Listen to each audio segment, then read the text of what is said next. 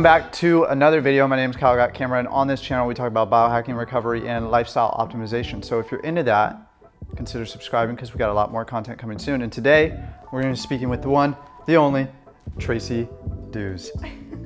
So Tracy is a master of hydration, and she's going to tell us a little bit about her story, why she got so into water, and what you don't know that you need to know about water. I am so passionate about water because our bodies are 98.9% water molecules. It's really important that we understand that drinking water is just a small fraction of the story of being hydrated. When I was pregnant for my first daughter, I was drinking almost a gallon of water a day and still feeling so thirsty. I could not quench my thirst. I didn't have diabetes. I didn't have anything that the doctors could uncover. When I was 8 months pregnant for her, I had to have an emergency cesarean. We almost lost her because I didn't have enough amniotic fluid. Her almost dying and me almost dying as well helped me understand how important it is to understand the osmotic balance between the intracellular and extracellular fluids in our body,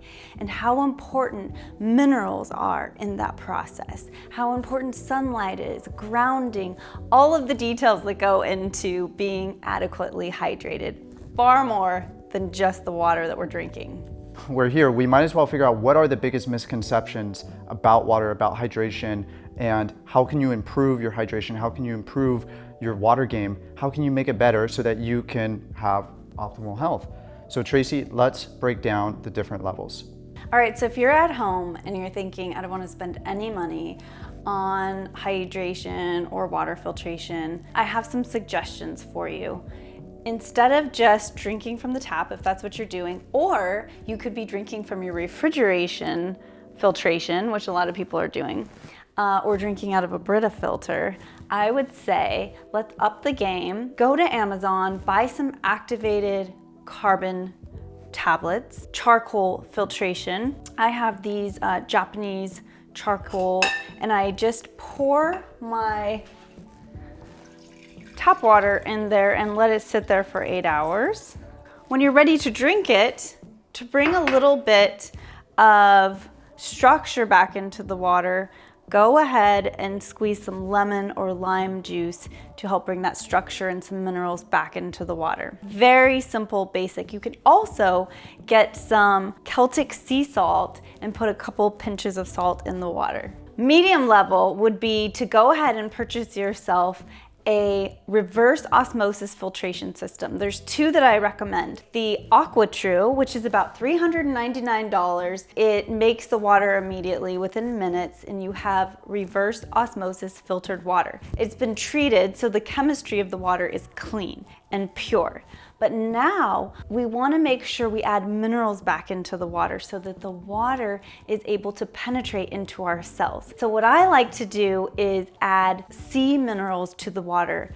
My favorite are 𝐾𝐻 minerals. I'll grab those for you. So 𝐾𝐻 minerals have 78 trace elements in them, which are the elements from the periodic table, obviously.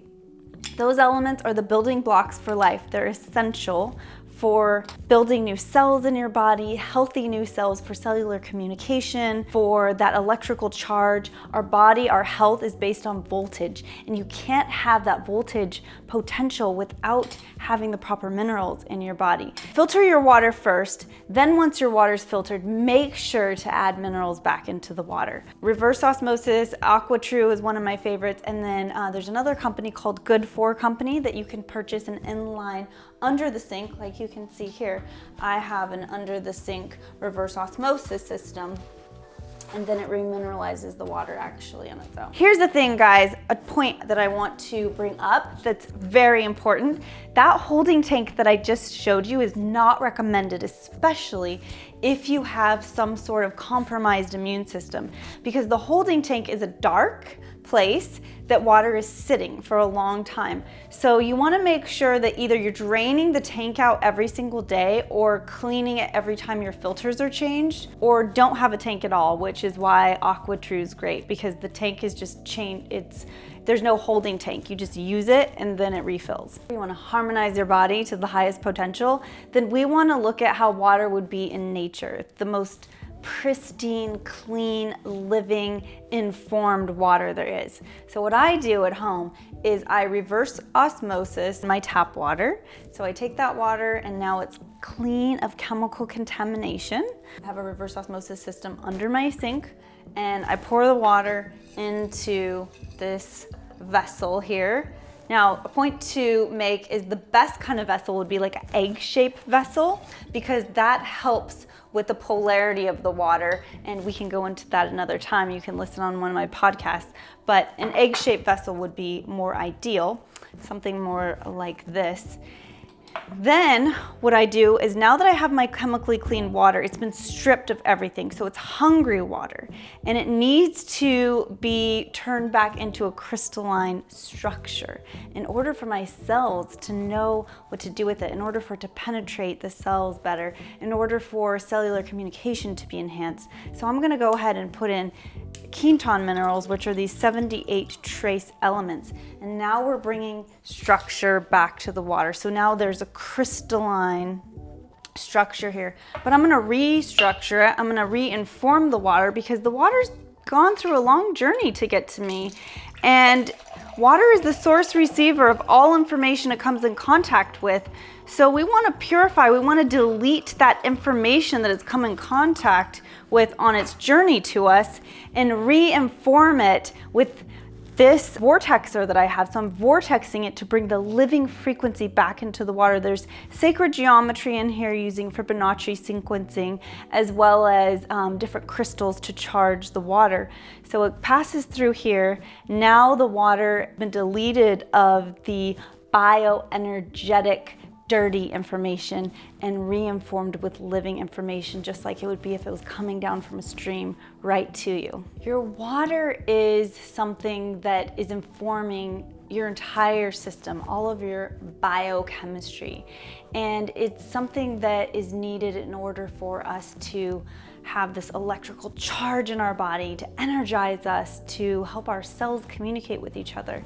And the water that is going into our body is becoming who you are. You are made of 98.9% water molecules. So I'm sure you've heard that term, you are what you eat. You are what you drink. What you're drinking is going to become who you are as we're building new cells, and over in the next 7 years, you're gonna have all new cells and be a whole new human being. So make sure that you pay attention to the water you're drinking. The water that is coming from your tap is filled with chemical contamination. Not only the chemistry of the water is contaminated, but the physics has been altered. The bioenergetics is dirty.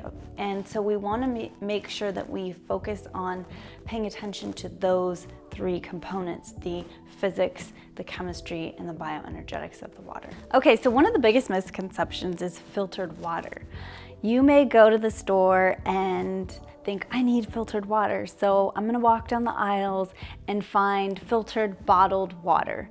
Well, filtered water is really difficult for the body to comprehend because it doesn't have the minerals, the crystalline structure that it needs in order for it to penetrate into your cell and actually hydrate you at the cellular level. I would say one of the biggest misconceptions of water is drink filtered water.